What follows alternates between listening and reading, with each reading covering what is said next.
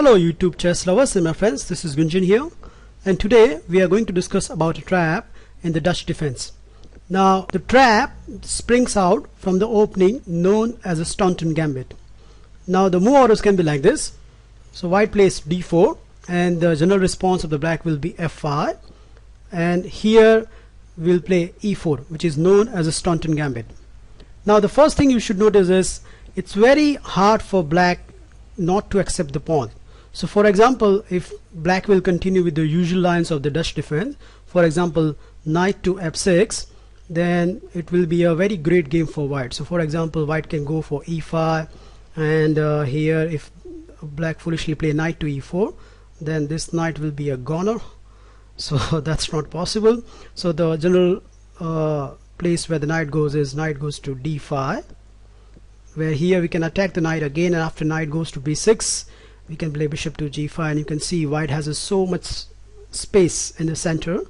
And there is also one cheap trap available here. For example, if you're especially playing a very quick games or the bullet games, if your opponent play foolishly at 6, then you can checkmate him by this modus. So that's why not accepting the pawn can be very dangerous for black, and that's why here black has to accept the pawn sacrifice, which is f cross e4. And here the Staunton Gambit theory continues with the knight to c3.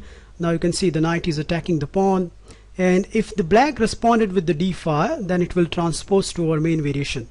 So the general response of the black will be here knight to f6, developing a piece and also defending the pawn.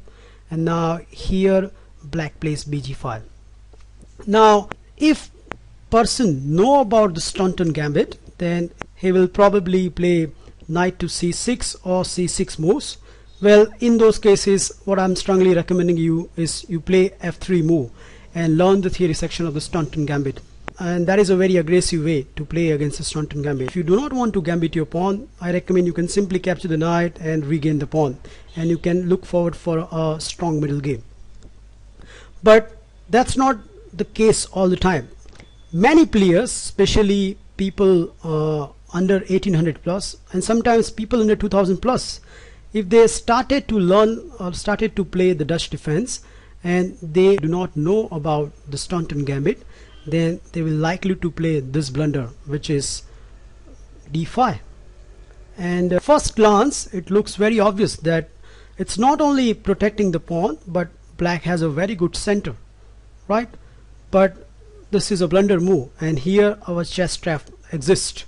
So I give you a few seconds. Can you find a winning continuation here for the white? Okay, the winning continuation, I hope you find it. It's very easy.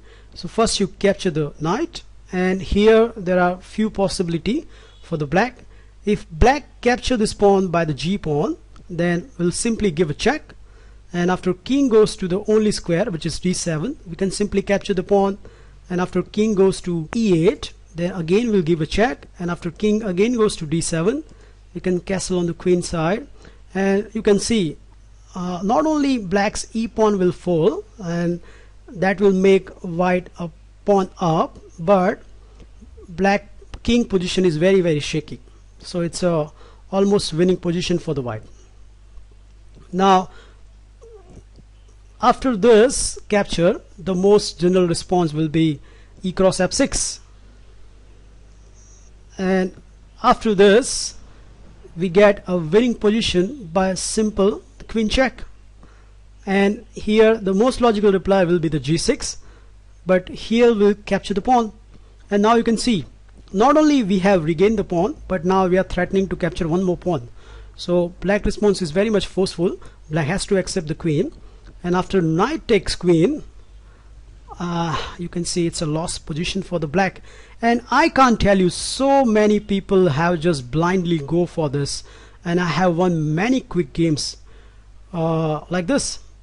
So here black cannot defend the two pawns c7 and f6, and the most important thing is black has to defend the c7 pawn, otherwise it will lose the rook in the corner. So the most obvious response of the black will be king to d8, but after we capture the f6, again the e4 pawn is pressurized, and one of my own game where my opponent play very good moves, but still at the end he lost. Let me show you that game.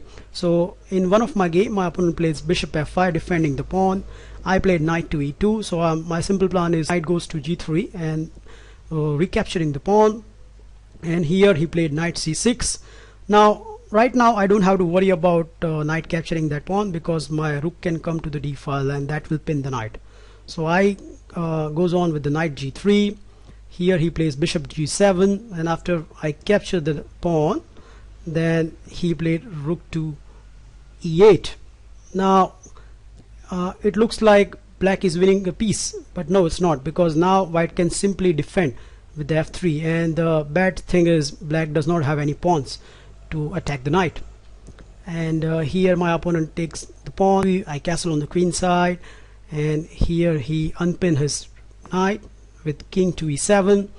But after c3, knight to c6, and knight takes f5, g cross f5, knight to c5, rook to d8, and bishop to b5. My opponent played a6, and after bishop captures, b captures, it's time for the assessment. And you can see black pawns are all over the place, and it's simply a very bad position for the black. The simple reason is black king is very much exposed. You can see these pawns, they all are scattered, and look at the good structure of the white pawns. So please look forward for this trap, and I give you guarantee many people will fall into this trap, especially if you do not have any system against the Dutch defense. I strongly recommend you look forward for this trap. Well, I hope you enjoy my video. Feel free to comment, and I'll meet you soon. Bye.